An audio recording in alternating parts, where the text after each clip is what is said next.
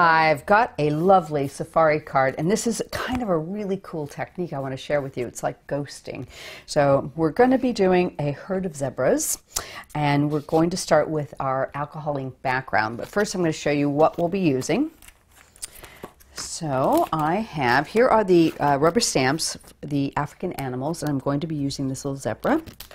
From the Eliza die, from the frames and tags, we're just using the circle out of this. We're going to cut a moon and glitter it. Here are the African animals, and we're going to be using that zebra down there to cut out the stamped image. And the sentiment is going to come from the African Adventure. We're going to do Happy Birthday Wild Thing. Now this is a piece of Yupo paper. Now Yupo is kind of an interesting, it's like a coated paper. It doesn't rip. You can die cut it, but it reacts really interestingly with the alcohol inks. So I'm going to be using Mermaid. This is Purple Twilight, and this one is Raspberry. Okay. I'm going to bring in an ink applicator tool with a felt on it. So we're just going to load this up with some ink and different color dots around. We'll go back and add more as we go along. And the raspberry. So to start out, you're just going to sort of apply it all over your Yupo paper. And we're going to go back and add more. This will take a couple times. More Mermaid and some more of the Purple Twilight. There we go. So now you can see the colors getting very intense. Okay, so now I'm going to set these aside, and we'll use this as our base. And let me just tidy up around it a little bit. We're going to do a little bit of stamping. Okay. Because you're using alcohol inks, you're going to have to tidy it up with some blending solution. It doesn't come off just with water, so pop that down and remove that. There we go, and get it all nice and cleaned up.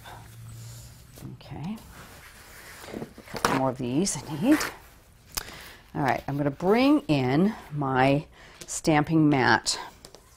And now what we want to do is we're going to leave a little area here for our die cut zebras, but I'm going to kind of bring in along sort of almost to the middle some of the stamped ones. So here's my stamp, and you're going to use an archival ink pad for this, and this is the only sort of pad you can use. It's the reaction with the solvent base in this that reacts with the alcohol ink. So a Memento or something like that wouldn't do this. You need a solvent-based ink pad for that. So we're going to stamp our zebra. Get it nice and inked up. Okay. I'm going to pop some on here. I'm going to ink it a couple times. Just give it a second. Sort of ink some along here. And remember, because that is a very slippery surface, they might start to move around and slip a bit. So you don't want to, you want to be very careful when you push it down. Okay. Okay, let's do 4 here. So that ink will sit on that surface for a bit, then you go back in and you're going to wipe it away. Okay? So it's going to remove the alcohol ink below it and leave that sort of ghost pattern coming through. Just really nice little ghosty pattern. We could even do a couple more if you like. We're going to add in the die cut ones above it so we can. So now I think you can sort of see that ghosting coming through. It just looks really lovely like that. That is going to show from behind our herd.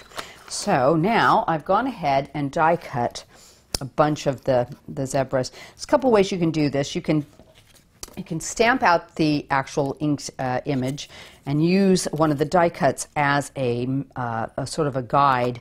Slot your die cut back in and cut it. Or you can take this directly to the inked image and push it down. Either way works beautifully. Okay, it's just kind of a personal preference.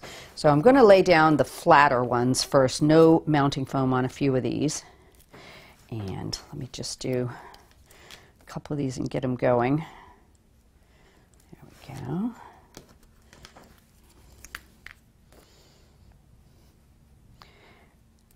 And we'll just sort of just kind of catch the bottom area, a little bit overlapping them. Maybe one there, about like that. We can even go in with a few with some mounting foam, and if you kind of tuck their legs in just a little bit underneath them, let's see if we can do that. I probably glued too heavily down. Just tuck the legs under so they look like they're behind them. Gives you a bit of dimension there.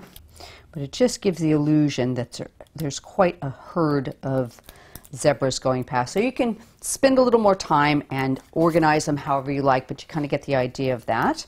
So I'm going to bring in my base. I've just gone with a white paper pierced edge and a black mat. We'll let the pop of color do all the talking. Put that right in the center there. Okay, now with the Eliza die, I went ahead and cut a little moon with a piece of sticky adhesive sheet on it. And I'm going to peel the backing off, like that. Bring in my Frosted Sparkle Glitterbitz. We'll just coat that. Get that on there really nice. Ooh, get a hold of him. Burnish it in, tap off the extra bit. And put the rest of it back in the container. There we go. So I'm going to bring that in, and I'm going to mount the moon completely flat here, so just a little bit of cosmic glue. Pop that up in this corner. There we go. And my sentiment, Happy Birthday Wild Thing, I've gone and done out of white. So we'll just use a bit of glue on the back of that one. And some cosmic to help stick it. Some of these bigger areas. Pop that right in the corner. There you go. And there you have a lovely zebra herd. Happy Birthday Wild Thing. Hope you've enjoyed the video and you've learned some fun techniques that you can use on your own card projects. Don't forget our YouTube channel is there for you to watch.